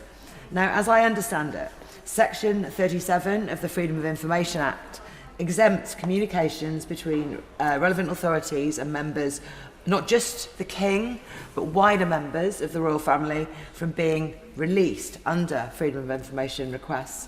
Now, that really is one rule for the rich and powerful and one rule for the rest of us, as the Minister condemned earlier. And I believe this is a serious transparency loophole for royals that must be closed. For example, it could mean that if positions such as trade envoy are filled by members of the royal family, it would be, predictably, significantly harder for the press, public and MPs to make sure things are above board, and much harder to get details when things go very, very badly wrong. One example of the effect of this on transparency is in today's Guardian, where there's a profile of the author Andrew Lowney, who's the author of a biography of Andrew called Entitled, and he talks about the stacks he has of rejected freedom of information requests from different government departments. This is why this humble address is so important, as it would uncover whether these restrictions in the FOI Act were in fact part of the equation in making the appointment.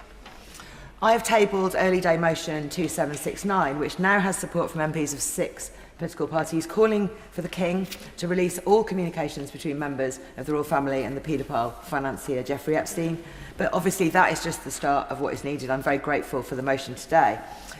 If reports are correct that the royal family were aware of concerns about Andrew's financial dealings ahead of his appointment, there are serious questions about whether and how that knowledge matches the King's statement following Mountbatten Windsor's arrest, suggesting he had only recently learned about his brother's misconduct. And it is reasonable to raise these questions too and find out what advice was given from the palace at the time, including as suggested by the current King, for or against the appointment. And I want to add that reactive cooperation with any investigation cannot be enough on the royal family's part. That suggests waiting to be asked by the police, whereas the royal family could be proactively checking its records and visitor logs. It could be speaking to palace and Royal Lodge staff to encourage them to share information with the authorities. And it could be making sure there is an effective whistleblowing policy within the palace. We also need to be able to scrutinise the exact provenance of the £12 million payout from Andrew to the brave late Virginia Giuffre. So to conclude, Andrew Mountbatten Windsor should never have been a trade envoy for this country, but that is not the only matter that requires urgent transparency. His relationship with the child trafficker Jeffrey Epstein has turned the nation's stomach, and we also need to know who in the royal household knew what and when, as well as what he did when he was trade envoy. As part of today, that royal freedom of information exemptions that have for too long allowed their power to act in the shadows, concealing important truths from MPs and the public, also need to go. Helen Morgan. Thank you very much, Madam Deputy Speaker. I'm one of a handful of MPs on these Liberal Democrat benches and on the current government benches who was elected in the wake of a political scandal. Yeah. In my case, in December 2021, a financial scandal followed by a cover-up by the then Conservative government trying to get one of their own off the hook. And then in the midst of that by-election, there was revelations about Partygate, where it emerged that the Prime Minister had concluded at the time, the Prime Minister of the time, had concluded that there was probably a number of rules that the people in this country that were subject to that didn't apply to him. And I can remember very, very clearly knocking on doors during that by-election and feeling the anger of my constituents that a small group of elite people had concluded that there was rules that applied to them that didn't apply to the people at the top of our society. And I think they would have described that as entitlement.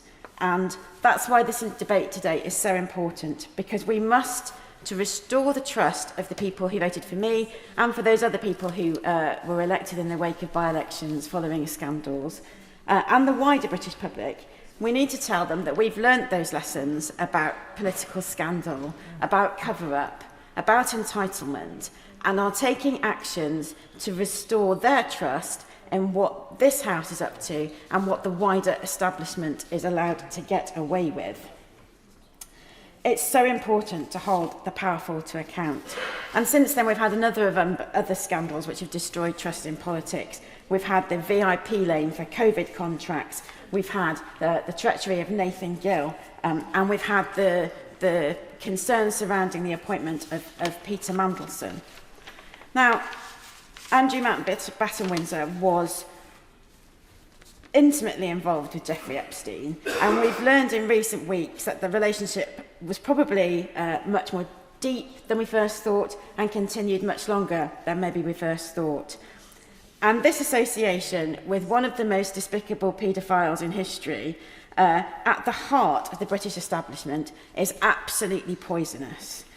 The victims and survivors of Epstein's crimes must have been re-traumatised many times over the year by the complicity of all those who were closely associated with him and did nothing to bring his crimes to public awareness and bring him to account. I will give way. I thank the honourable member for giving way. She makes a really important point about people who are victims of crimes perpetrated by people in the public eye, because it's particularly difficult for them, because it's almost like the trauma is repeated again and again when these things come to light, and obviously they're in the press and the media. Would you agree with me that we need to particularly support victims who are victims of crimes of this nature? It makes an excellent point, and I can't imagine what it must have been like to be one of those victims or one of those survivors, and to see repeatedly over the years the establishment closing ranks around those that knew him and telling us everything was okay. And he's entirely right. This whole process must be extremely painful for everyone involved, and we should put them at the first and foremost of everything we do as we go forward. On that point, I'll give way. I'm grateful to my honourable friend for giving way. One of the things that I've been struck by is that as we hear more and more and more revelations, I think it's quite difficult for some members of the public to keep up. And for many of them, particularly a number of women, they'll want to turn away from what they see on their screens.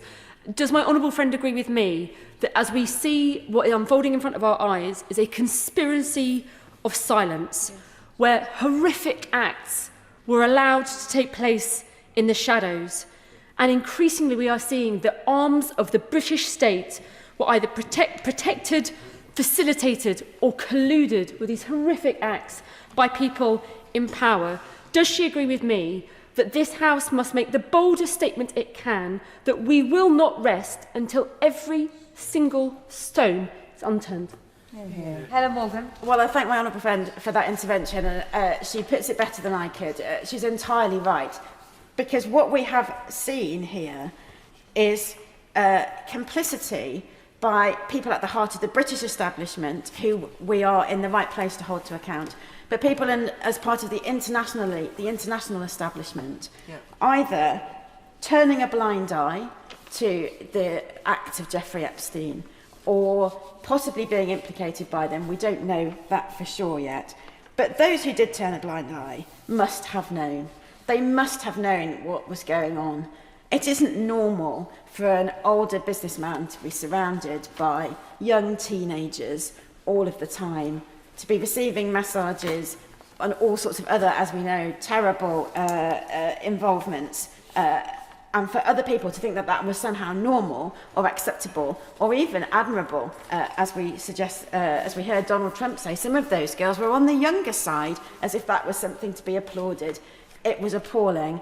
Those people must have known, and if they chose not to look, they are part of the problem. The decades-long cover-up, as I've said, must have compounded and worsened the trauma that those women, they were children at the time, compounded the trauma that they suffered.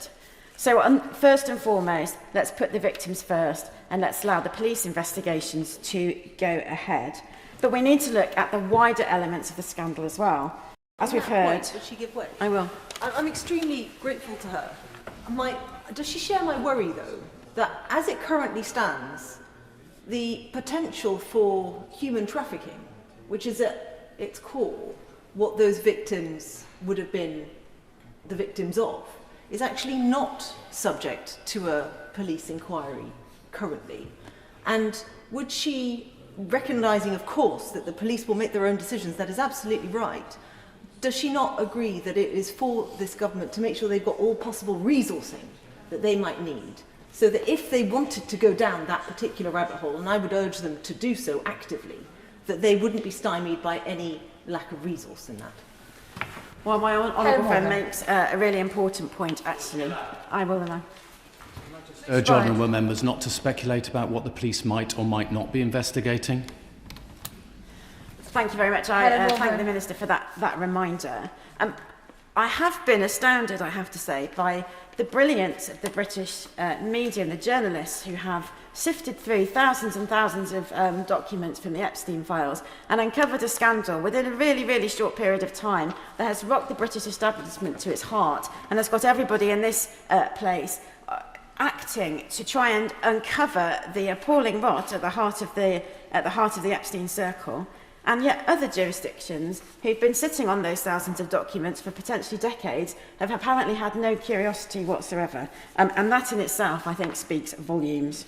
I was going to say that the Polish government has launched an investigation into Epstein's links with Russia and his links with both Peter Mandelson and Andrew Mountbatten Windsor must be causing enormous concern in the light of that development. And so I think it's right now that we seek transparency into the appointment of Andrew Mountbatten Windsor to this role, because, as my honourable friend has just said, this wasn't about one mistake that led to an individual in an inappropriate position. This has been about a failure of an entire establishment to exercise curiosity, to undertake due diligence, and to put aside its, as an accountant we would call it, our professional scepticism, to put that aside and carry on with that appointment regardless, because that was an entitled person who needed a role.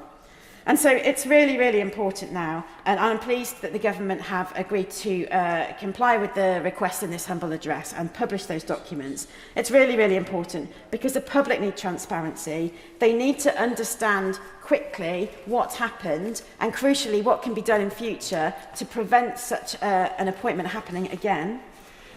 They need to have their trust restored, and they need to have their trust in this place restored, that we care enough to hold those powerful people to account and to make sure that we are always improving public life and not slipping backwards.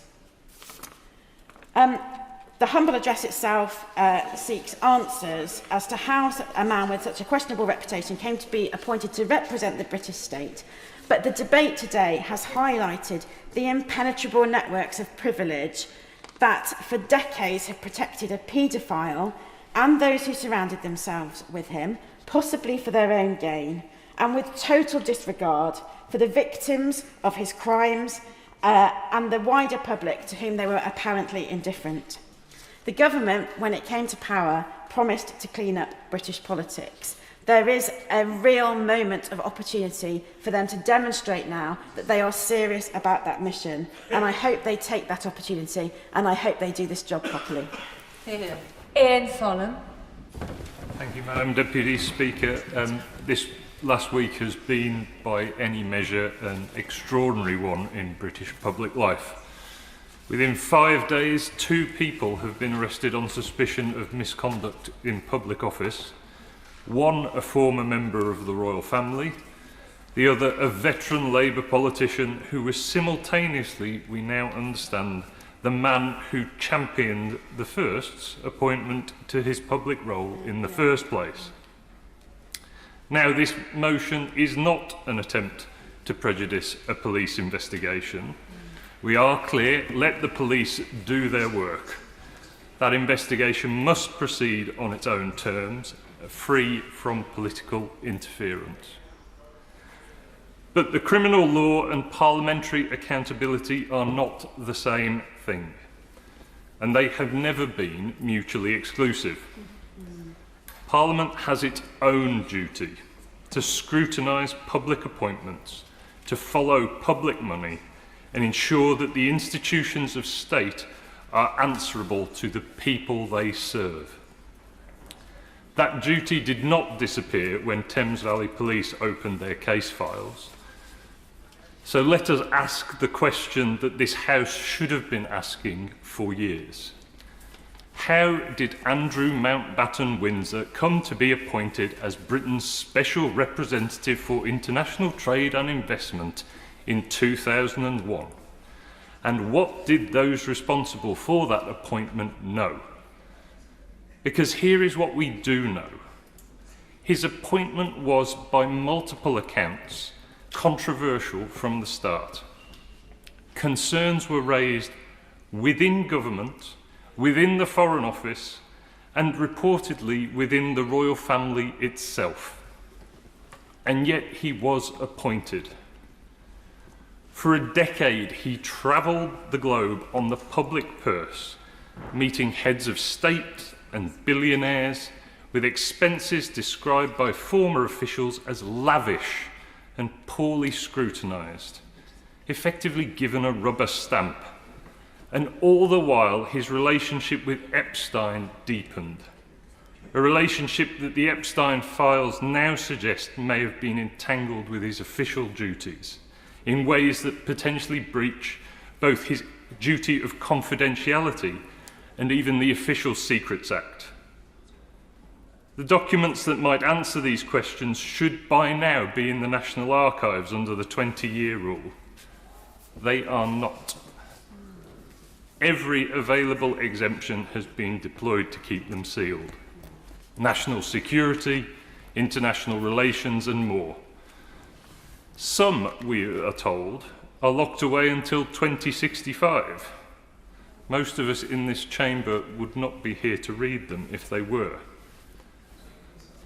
As the member for Argyll and the member for Brighton Pavilion, who's no longer in her place, have already raised, the historian Andrew Lowney has spent years attempting to access these files through the proper channels.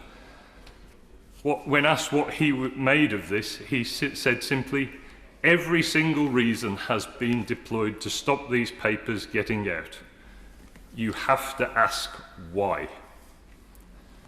Madam Deputy Speaker, we are asking why. Now, at this point, some may ask if Parliament has had the tools to scrutinise this through a substantive motion, why is this happening only now? And it's a fair question. No party in over a decade successfully used the parliamentary mechanisms available to force this issue properly. Not because the rules prevented it, but because the cultural gravitational pull of deference was so strong that sustained rigorous scrutiny of a public figure who happened to be a member of the royal family felt, to too many people, like it simply wasn't the done thing. The unwritten convention was as powerful, if not more powerful, than the written rule. That aspect is not a procedural failure, it is a failure of political culture. And it is precisely that culture that this motion challenges today. Now, I came to this place with a background in science. And in any field of systemic inquiry, there is an important principle. You cannot correct a failure you refuse to examine. Institutional failures do not disappear when you look away from them. They compound. The question of how Andrew Mountbatten Windsor came to be appointed, against objections reportedly raised from multiple directions, and how he was then allowed to operate for a decade with expenses rubber-stamped and minimal oversight, is not ancient history. It is the context in which every subsequent failure of public appointment standards must be understood. Beyond this motion, the Liberal Democrats are calling for structural reforms that match the scale of what has been revealed so far. We want a genuinely independent ethics advisor, able to initiate investigations, not waiting for permission from the ministers they are supposed to scrutinise. We want an office of the whistleblower with real legal protections so that the civil servant who was overruled when they tried to question an expenses claim has somewhere to go. We want a rigorous, transparent, confirmatory process for all significant public appointments, with proper parliamentary involvement from the outset, not as an afterthought, not after the damage has already been done. And we want to see an end to government by WhatsApp.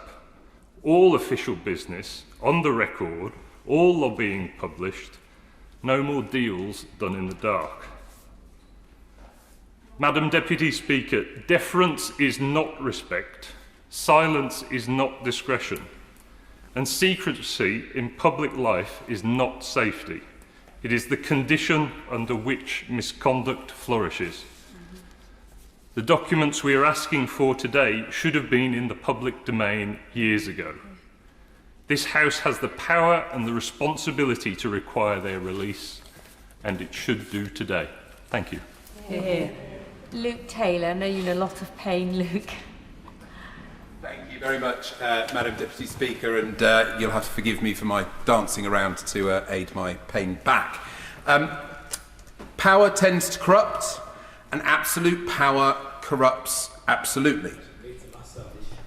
Full quote from 1887 by British historian Lord Acton, and it explained how power in its most essential form inevitably corrupts. And I think we discuss here today how that absolute power, that feeling of invincibility, has led to the behaviour that we are all so utterly disgusted about around the chamber. I speak on behalf of all residents who've been in touch with me over the last few weeks, whether you are a Republican, a monarchist, ambivalent to the general principle. What we see is a scandal that is not just engulfing Andrew Mountbatten Windsor, but also dragging in the integrity of the wider royal family, because, as has been raised by the Honourable Member for Brighton Pavilion so correctly, we have to ask who knew what and when. What was known about the £12 million that was paid out to Virginia Guthrie in 2022? And how was that allowed to be used to settle a civil suit of allegations of Andrew's offences? Alleged offences, I should say. How was that allowed to happen in the first place? As my right honourable friend, the member for Kingston and Surbiton, has already said, we've seen one friend of Epstein lobbying for a job for another friend of Epstein, and then a 12-year relationship that benefited them both financially and has now resulted in the two arrests for misconduct in public office. This humble address talks about how that began, and I think it is absolutely the right place to start. As a politician coming here, trying to convince the public that we are there to serve, we are there to represent them, that the conspiracies they read in the darker reaches of the internet are nonsense, and that there isn't an elite paedophile ring that runs the world's institutions, becomes increasingly difficult to maintain when actually we see these links in the files that go directly from the Kremlin to the White House and everywhere in between, including the British royal family. We talk about standards in public life, we talk about integrity. It's very difficult to maintain if not only that is known and the information in those files is understood by the public, but that then we're unable to scrutinise, we're unable to bring people to this place to ask questions about what has happened. So as discussed, this humble address covers quite a narrow set of papers that surround the appointment as the Special Envoy to the UK trade and industry. However, I think we've all discussed as well the parliamentary gymnastics that has been required to get a discussion of outrageous misdeeds allegedly conducted by that man to be discussed in this chamber. And it's those parliamentary gymnastics that I think we have to call out as being so outrageously an outrageous impediment to what our jobs are in this very chamber that we need to dispel from this place entirely. We talk about as well the implications of Andrew and his line of his position in the line of succession. I think at the time that the photos were published of him walking in New York with Jeffrey Epstein in 2011, he was fourth in line to the throne. We talk now of his position, but at the time that that scandal was occurring, how close he was to the throne. It's disgusting.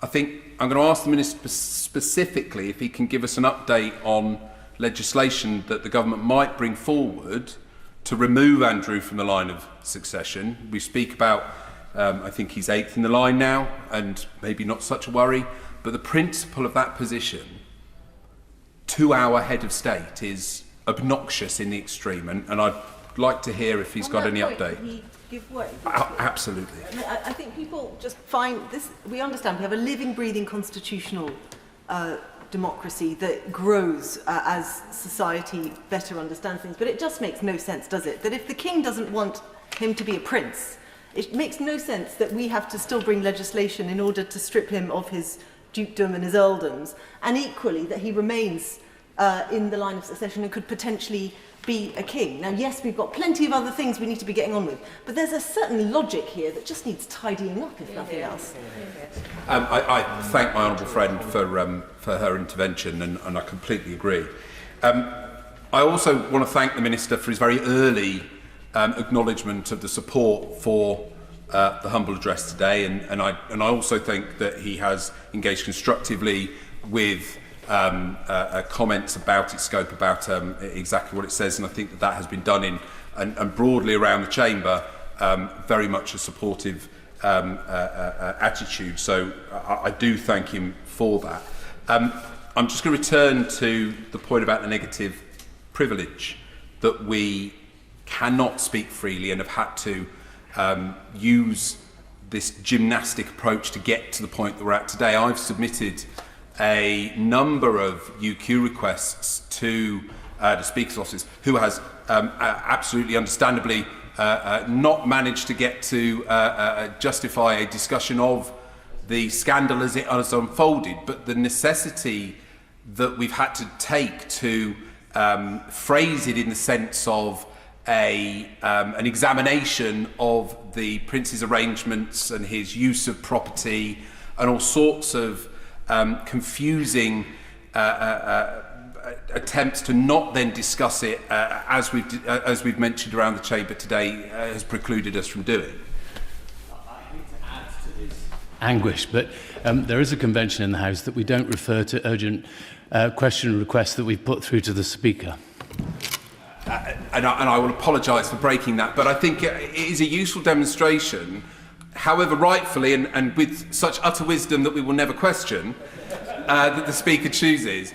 Again, it's that challenge to raise issues of this type in the chamber. I will move to close, thank you. So specifically now, and I think the Liberal Democrat benches have been pretty clear on this throughout the afternoon, we have to have a full statutory inquiry into the whole Epstein affair and the tentacles that it has inserted into our public life. We must allow those criminal investigations to be completed, but that investigation must be able to compel witnesses and required to give evidence under oath and to produce documents and other evidence. This must be used not only to punish those who have been complicit and have been involved in the heinous crimes that we've heard about and seen about in the media, who again, and I will reflect other colleagues' comments about the incredible work that the media and journalists have done in investigating these crimes and pouring through those files. I really do think that that cannot be overstated at the effort that they've taken on that. So just to conclude, we do have to ensure that the events that have transpired over the last 20, 30 years from Epstein's scandal can never be repeated, and that the investigation must allow us to fireproof our constitution from similar events ever happening again. I was going to call Ollie Glover, but I wasn't sure whether the Minister wanted to do that next. But I'll call Ollie Glover. Thank you, Madam Deputy Speaker. Madam Deputy Speaker, this motion is first and foremost about the victims of the appalling crimes